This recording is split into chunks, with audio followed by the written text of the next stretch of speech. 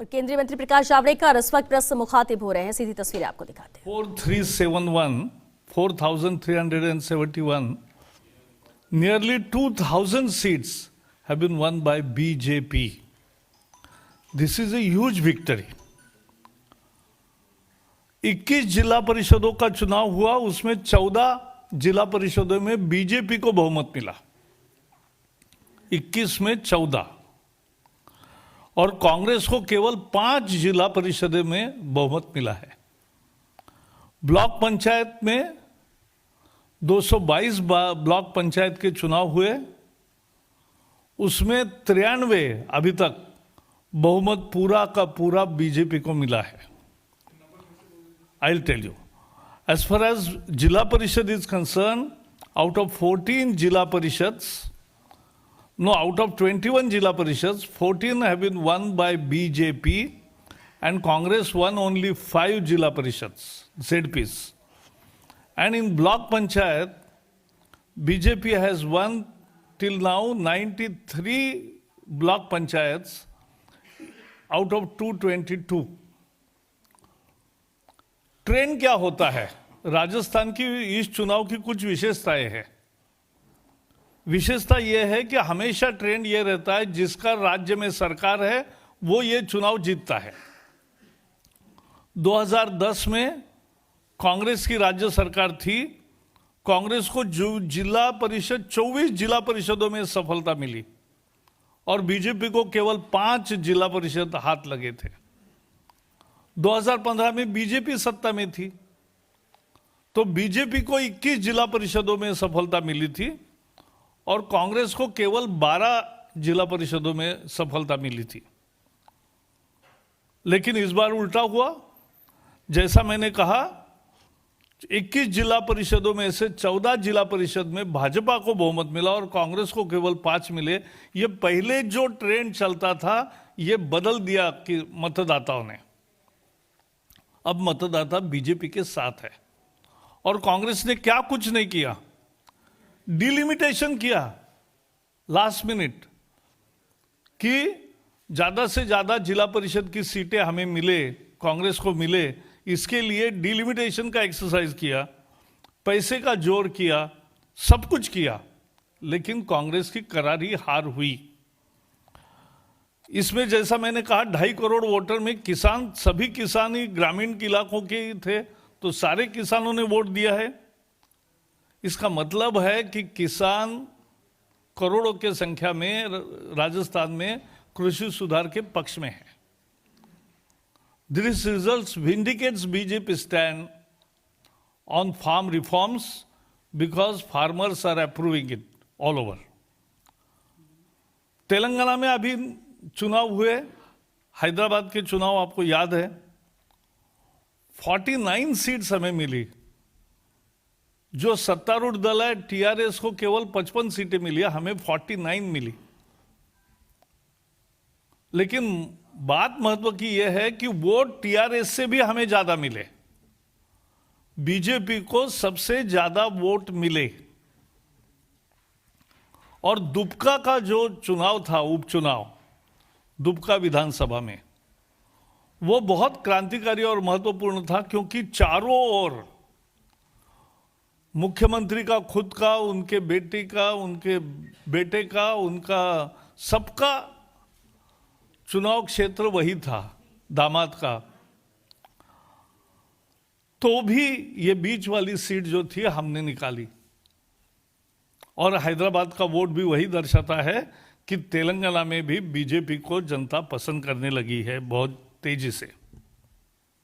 अभी अरुणाचल के नतीजे आ रहे हैं। अरुणाचल में बीजेपी को भारी सफलता मिली है।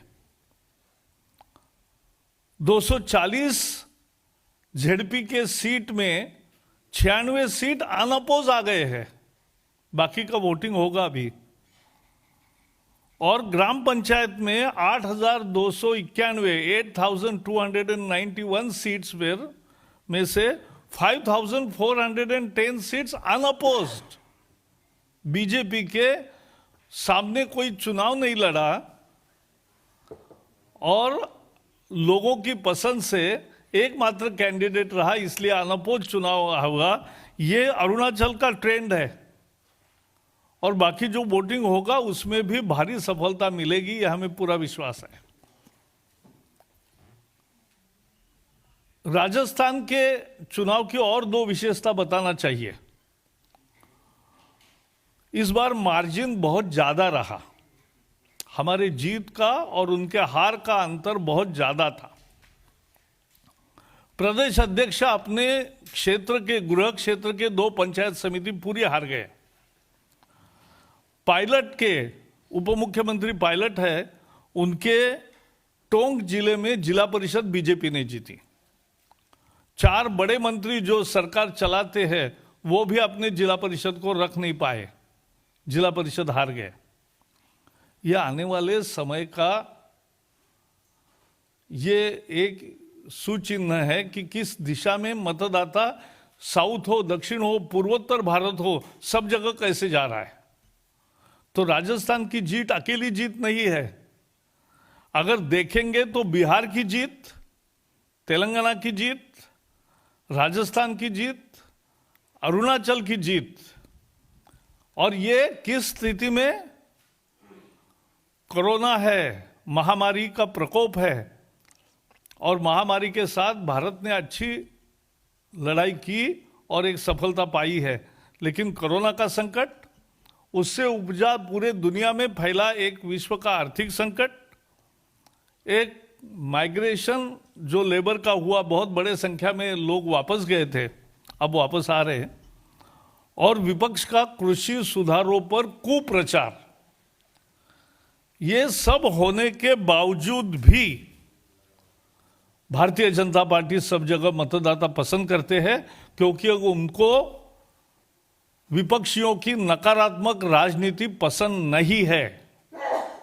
वो देश की तरक्की देखना चाहते हैं, और तरक्की मोदी जी के नेतृत्व में होगी, ये उनको विश्वास है। पार्टी के अध्यक्ष जेपी नड्डा जी के कुशल संयोजन में जिस तरह से ये पूरे चुनाव का संचालन सभी जगह हुआ, चाहे तेलंगाना में हो, वहां तो भूपेंद्र जी प्रमुख थे, वहां डेरा डालकर बैठे थे, बिहार में हो वहां भी भूपेंद्र जी थे, तो आप एकदम लकी मस्कट हो आएगा हमारे। और राजस्थान में, वो राजस्थान के है ही, और अरुणाचल, ये अरुणाचल में भी शानदार जो सफलता मिली है, इस सबको हमें खुशी है, लेकिन उसका ये राजनीतिक अर्थ है, ये हमें समझना चाहिए। Just to sum up in few sentences, the Rajasthan victory in local body election is phenomenal for BJP, and people, particularly the farmers of rural areas, have given a decisive mandate for BJP, defeating the Congress with a large and huge margins. Out of 21 Jila Parishads, BJP has won 14 Jila Parishads and Congress has won only 5. In block panchayats also, BJP has won nearly 100 out of 222, and out of 636 Jila Parishad seats, BJP has won 353 seats, and out of Panchayat Samiti seats, 4,371 seats elections were held. BJP has nearly won 1990, that is nearly 2,000 seats in these elections. So that's and this is actually reversal of the trend.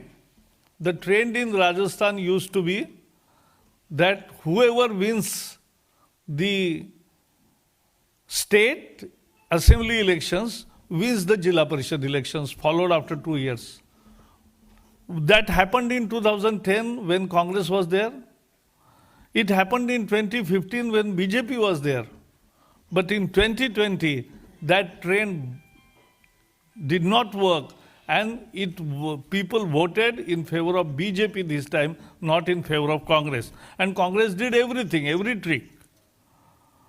So this is a farmer's mandate and a vote for farm reforms. In Telangana also, as you know, Dubka by-election and Hyderabad Corporation. and in Hyderabad Corporation we have won more votes than TRS party, the ruling party. In Arunachal also, our many candidates have won unopposed, and in final election tally will be also a major, huge victory for. And Bihar election results we know all. So be it east, be it northeast, be it south, or be it Rajasthan north, whatever the direction you go, it is BJP, BJP, BJP.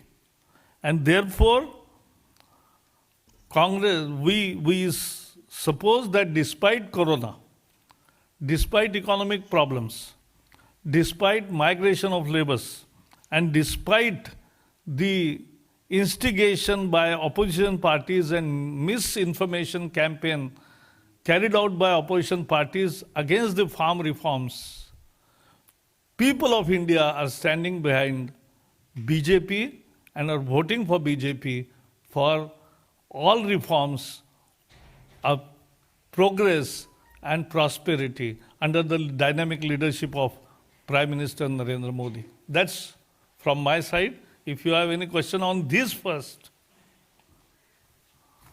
Thank you.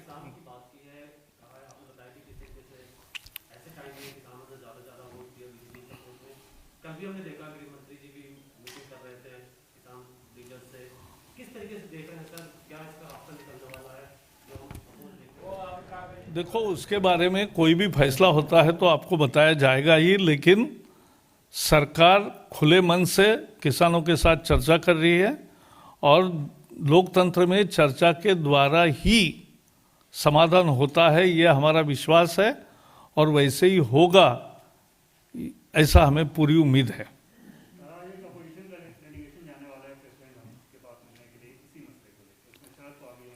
हाँ, तो लोकतंत्र है, कोई भी किसी को मिल सकता है, किसी को पाबंदी थोड़ी है। तमाम जो नतीजे आ रहे हैं वो बीजेपी का समर्थन दिखाते हैं। जो किसान आंदोलन चल रहा है इसमें कुछ खास राज्यों के ही किसान ज्यादा है, खासतौर पर पंजाब के।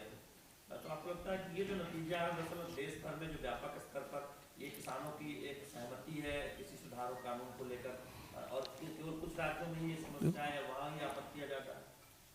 40 साल से मैं किसान आंदोलन का एक अध्ययन करने वाला कार्यकर्ता रहा हूँ, किसान आंदोलन में शरीक हुआ हूँ, तो उसमें मैंने हमेशा देखा है एपीएमसी के चुंगल से हमें मुक्ति मिले, यही तो देश के किसानों की मांग थी। और एपीएमसी भी रहेगी, ये जो कानून है उसमें एपीएमसी भी रहेगी, एमएसपी भी रहेगा, सरकारी खरीद जो होती है वो भी रहेगी, और लेकिन दूसरी भी एक विंडो अपॉर्चुनिटी की किसान के लिए मिलेगी, जहां ज्यादा दाम मिलेगा वहां वो बेचेंगे। इस सबके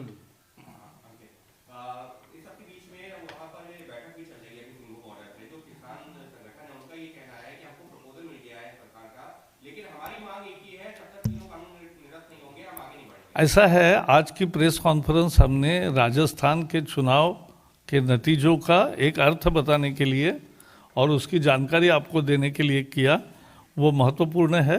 बाकी किसान सिंधु बॉर्डर पर क्या हो रहा है, फिर बाकी चर्चा कैसे होगी, इसके बारे में कृषि मंत्री जब बयान देना है तो देंगे। हाँ बताइए। मुख्यमंत्री अशोक गहलोत ने 2 दिन पहले कहा कि उनकी सरकार गिराने की भाजपा फिर से साजिश कर रही है। ये ऐसा ही बोलते हैं, चुनाव के हार के सामने क्या बोलेंगे। सर एक सवाल, जैसे कि आपने कहा भाई पूरे देश में समर्थन है, खासकर किसानों का, क्योंकि जो वोटर्स थे वो ग्रामीण प्रदेश, तो सवाल उठता है कि जो सड़कों पे किसान बैठे हैं कौन, आपको क्या लगता है क्या? जैसा आपके कलीग ने कहा कि एक प्रदेश के ज्यादा किसान है, उनके भी गलत फहमी होगी, हम दूर करेंगे। यस,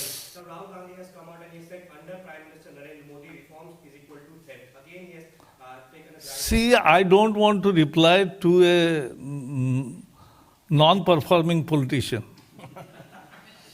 ओके, किसानों पर किसान उस पे राजस्थान पर कुछ है तो राजस्थान में सर, राजस्थान के मुख्यमंत्री अशोक गहलोत का कहना है कि किसानों के लिए प्रकाश जी, मित्र संतोष जी, सभी पत्रकार मित्रों नमस्ते। मित्रों, आज के निर्णय हम बताएं, इसकी एक छोटी सी पृष्ठभूमि बैकग्राउंड बताना बहुत जरूरी है। जब से प्रधानमंत्री नरेंद्र मोदी जी की अगुवाई में सरकार बनी है, उनका एक विजन है देश के डिजिटल एम्पावरमेंट का, देश को डिजिटली मजबूत करना। पहला कार्यक्रम डिजिटल इंडिया का था, आपने देखा होगा। आज आप देखें कि हमने लगभग 450 स्कीम में लोगों के बैंक अकाउंट में डिजिटली पैसा भेजना शुरू किया, डीबीटी, डायरेक्ट बेनिफिट ट्रांसफर। अब तक 13 लाख करोड़ रुपए हम लोगों ने भेजे हैं, 1,70,000 करोड़ करीब बचाए जो फिक्टिशियस लोग ले लिया करते थे। ई स्कॉलरशिप है, ई वीसा है, बाकी कई किसान के सॉइल हेल्थ कार्ड हैं, ई हॉस्पिटल है। और सबसे कोरोना काल में जो हम लोगों ने काम किया, आपने देखा होगा कि हजारों करोड़ रुपया हमने किसानों को, महिलाओं के अकाउंट में पहुंचाया।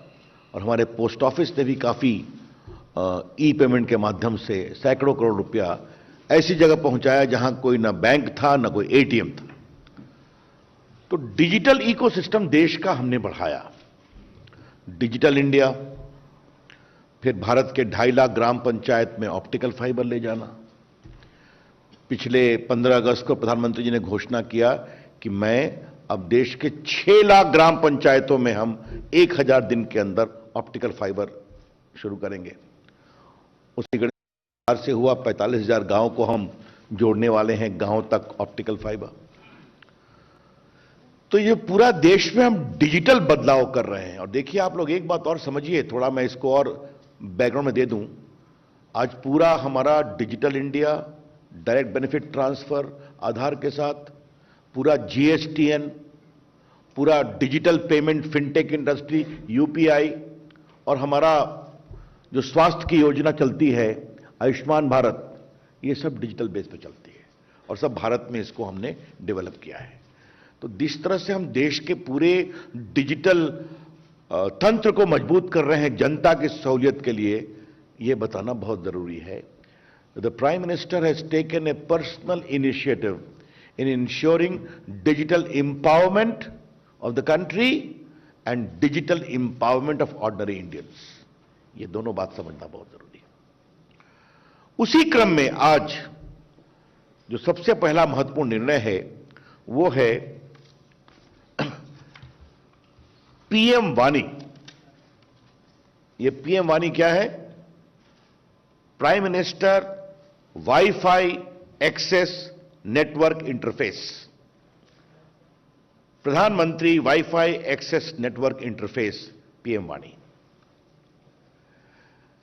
यह देश में वाईफाई क्रांति की दिशा में एक बहुत ही महत्वपूर्ण कदम है।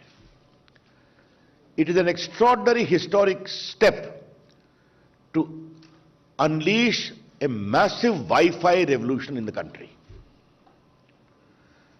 अब ये कैसे काम करेगा, ये आपको हम बताना चाहते हैं। सबसे पहले आप समझ गए कि ये पब्लिक वाईफाई सिस्टम काम करेगा, तो सबसे पहले हम एक पब्लिक डेटा ऑफिस खोलेंगे। ये पब्लिक डेटा ऑफिस के लिए ना कोई लाइसेंस है, ना कोई रजिस्ट्रेशन है, ना कोई फी है, जान लीजिए आप। No licence, no registration, no fee. ये कोई परचून की दुकान हो सकती है, ये कोई चाय की दुकान हो सकती है, ये कोई छोटा सा कोई पब्लिक ऑफिस हो सकता है, या कोई भी इस दिशा में